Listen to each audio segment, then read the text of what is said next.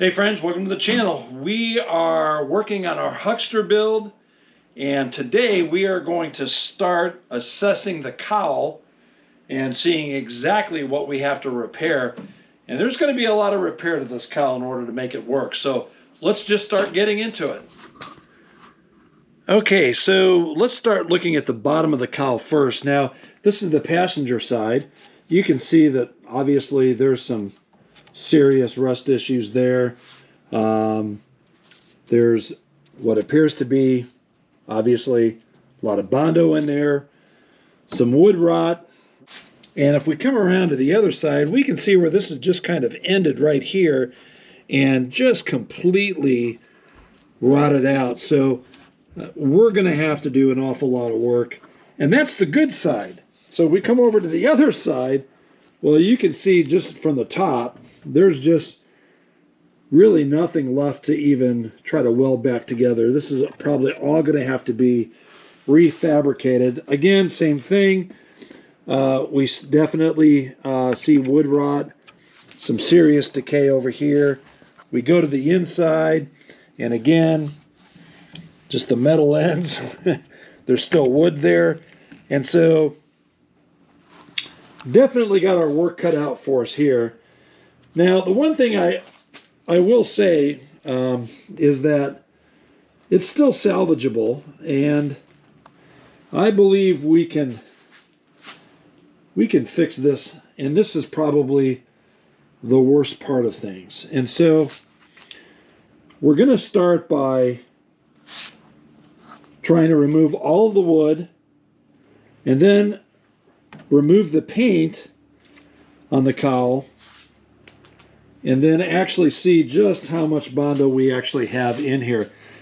Now, for you who don't know, this is actually considered an early 30 cowl, and hence the reason why there's holes there. I'm not sure that there should be a hole down here.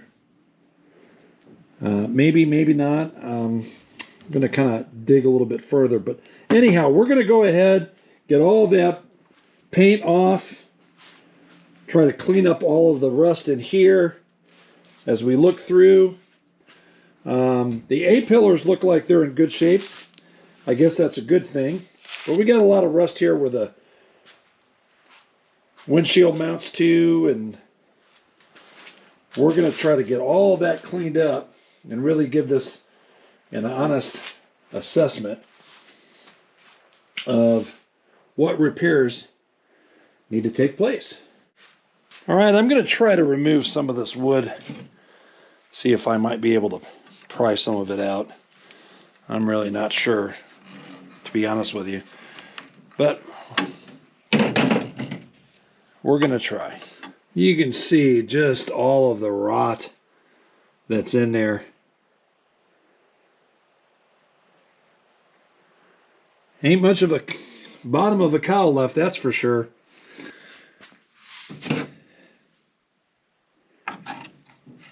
I'm going to try the same thing as before, because when I look on the inside, these screws are just, there's no way I'm ever going to get a head on it. I already know most of the metal's already shot, so. Well, it took a little while, but I finally got it out. But as I was digging out the last little piece, looky here. Steel wool. This is how this was restored.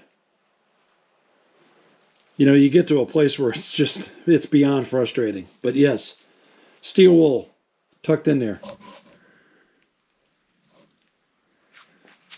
All right, we finally got the wood off and out of the way. There's hardly any nut left, and so I've got a pair of vice grips on here, and this will probably break off before I get it off, but we'll see.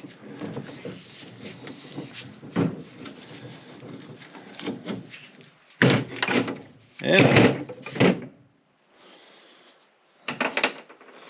So just to kind of give you a little comparison, this was off the passenger side, and that on the bottom was off of the driver's side. So Obviously had rusted away, quite thin by comparison.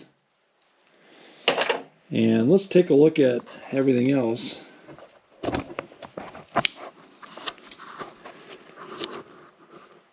Obviously this has been rusting thin for quite a while. Look at all that goodness that's in there. And you can see some of that oopy goopy Bondo that's filled that in as well. Come around to the other side, and not much metal left. Going to be a lot of fabricating in there. And yeah, there's that other hole that I was talking about. And again, I don't know if the cowl is supposed to go in there. It kind of lines up with the other holes, so I don't know if the cowl band is supposed to bolt in that or not. Kind of lines up with the other holes, but all that sheet metal is just gone.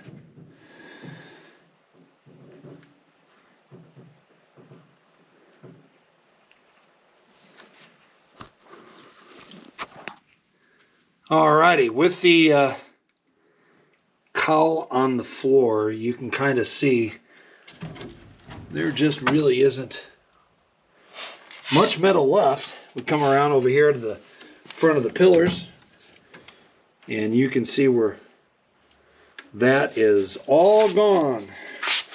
You get a very good view once we get the wood out of the way. So we are going to start by pulling off the insulation next and just see if we can see any other hidden damage. Alrighty, so I finally got all of the insulation off. Now, I had to torch some of it off. I had to use a putty knife and heat the putty knife up, kind of like the hot knife through butter. But if we look down here, right there, as we go across, you'll see that there's what looks like rivets where they had a patch panel of some sort, and they just riveted on. You can see it over here on the other side. So obviously we're going to have to go up a couple inches above that and find good metal. That's kind of the good thing, that there is good metal here. We'll definitely be able to tell once we get the paint off on the outside. And I'm a little concerned about that big glob of Bondo right there. But again, we're gonna cut all of that out anyway. So I guess it really doesn't matter too much, but that kind of gives you an idea of how this was restored. All right, so we are going to go ahead and start stripping the paint off. Now, again, KBS Coatings supplied us with their paint strips, so really appreciate them sponsoring this video. That being said, they also, when you order the kit, they also supply a bottle designed to handle their chemical and whatnot. That all comes with part of the kit. The other thing I want to mention is, while I found a lot of problems with the body and the way things were done, the one thing I will comment is that whoever painted this car did a beautiful job painting it. Really loved the color scheme on it. It's probably about the only thing I miss right now with the four-door, other than its size, was the color. But we're going to change the color, and we're going to paint it Washington blue, I think, is what we decided. So anyhow, a little sidebar there. So it says in the instructions, to use their spray bottle. Go ahead and put it on generously and let it sit for, probably, I think it said about 30 minutes. Not sure if it...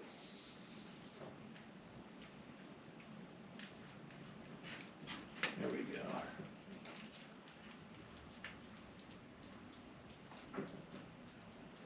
You can also use one of those cheap brushes and paint it on if you want to do some of that. They supplied me with a gallon, and I think a gallon will be more than enough to strip this.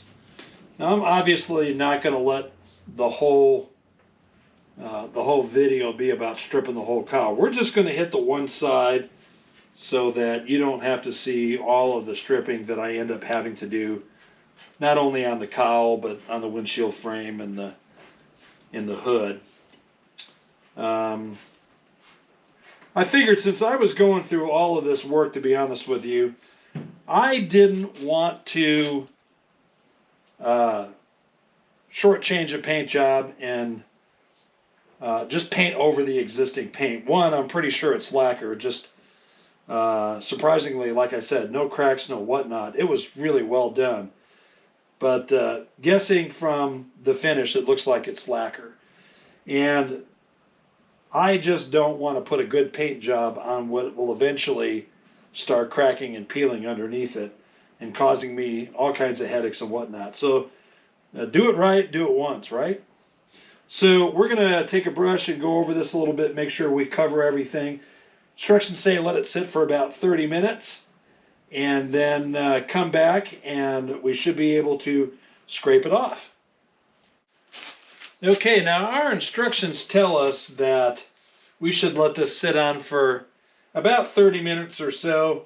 I'm going to bring the camera up close so you can see it. They tell you that you can use a scraper or steel wool. I've got a Scotch pad that I think I'm actually going to use in combination with a scraper. But let me get the camera up a little close. You can definitely see where the paint is bubbled up. This looks like it's actually gotten down to the primer. And I'm pretty pleased. The odor isn't really horrible. Tells you to use it in a well-vented place. I'm actually in the garage doing it right now. I got this garage door closed, but I got the other garage door cracked open a little bit. It's kind of windy today, so obviously I don't want to deal with a bunch of stuff blowing around and getting this stuff blown on you. Now I had this side sitting a lot longer than this side, so you can kind of see the difference there. But as we do a quick walk around, you can kind of see, get a little bit of light there. You can definitely see where the stripper is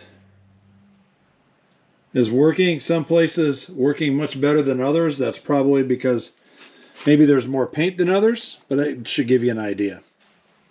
Alrighty, so I've just got a good old paint scraper here. We're gonna kind of softly go at an angle.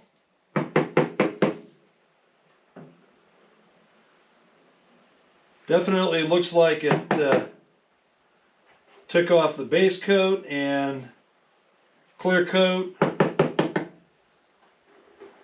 If it had that, definitely looks like I am down to the primer. So I'm pretty impressed so far.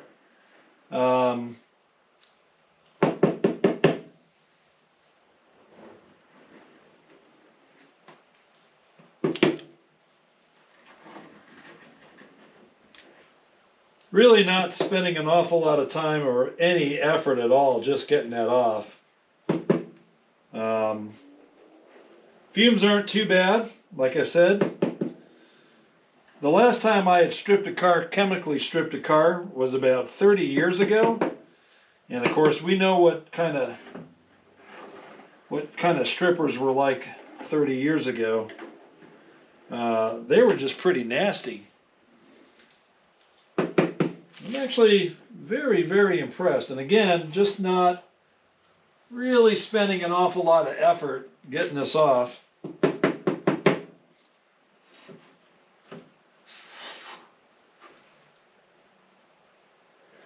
All right, we got the camera up a little bit closer. And as you can see, done a really good job. We haven't done any of the steel wool. Again, just some very, very light pressure with the putty knife. Obviously, we can't get a big putty knife like that in here, hence the reason for the steel wool. And the same with these body contours here. I don't want to create some additional work for me. But we're going to keep on stripping it.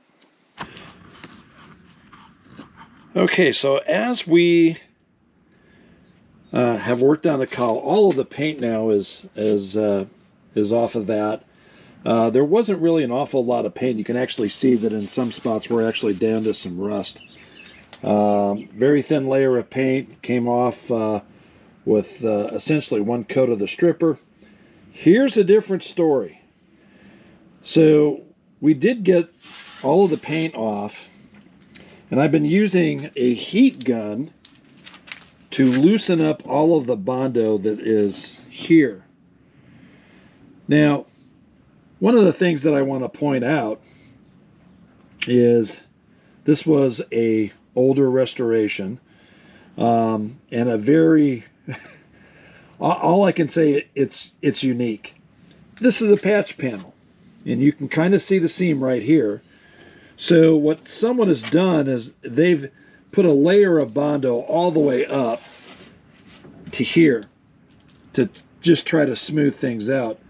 This patch panel is actually riveted on to the existing rotted sheet metal behind it. And if you look closely, you can kind of see right there where the old sheet metal is behind. This isn't welded on. You can see the rivets right there. This is just riveted on to the existing sheet metal. And so if we go inside, we can see it even better, where there are the rivets attached right to the existing sheet metal. Obviously, more Bondo in there to try to hold the thing together. Now, if you take a look, you can actually see where the sheet metal patch panel was folded over. Looks like it was screwed on. Just an unbelievable restoration. Just nothing appears to have been done right. If we go over to the other side, you can essentially see the same thing. Now, we haven't even begun to really strip any of the Bondo off yet. Just a nightmare. But it's going to be done right when we get it back together.